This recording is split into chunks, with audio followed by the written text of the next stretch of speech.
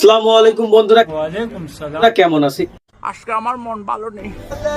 ঈদ মানে দুই ধরনের মানুষ, একটা দেয় আর একটা স্বীকার করে। বলেন কি? সকাল শুরু, ঈদের সকাল, নামাজ শেষ না হতে কিছু মানুষ লাইনে দাঁড়িয়ে পড়ে।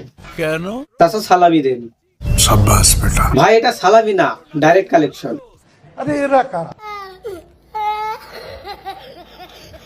টার্গেট ফিক্সড, ওদের টার্গেট একদম ক্লিয়ার।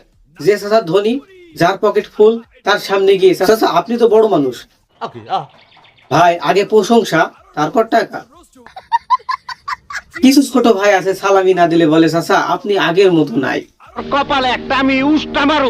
ভাই এটা কি আবেগ না প্রেসার? কি সাংঘাতিক ব্যাপার দেখো। মাল্টিপল অ্যাটাক, একবার না একই চাচার কাছে 3 বার যাই ড্রেস চেঞ্জ করি। कौन है ये लोग? ভাই মনে হয় সালামি হ্যাকার। সঠিক বলেছেন। সোশ্যাল মিডিয়া ফ্লেক্স সালামি পাওয়ার পরে স্টোরি দেয় আলহামদুলিল্লাহ ব্লিজড। ভাই ব্লিজড না, এটা হচ্ছে কালেকশন সাকসেসফুল। ঈদের দিনে কিছু মানুষ নামাজের থেকে বেশি ফোকাস দেয় কাছে কত টাকা আছে। ঈদ মানে খুশি, কিন্তু কিছু মানুষের জন্য টাকা শিকারের সিজন। তোমার কথা শুনে মনে হইতেছে তুমি বিরাট জ্ঞানী মানুষ হয়ে গেছো। এমন শিকারী থাকলে কমেন্ট করে লিখে যাও।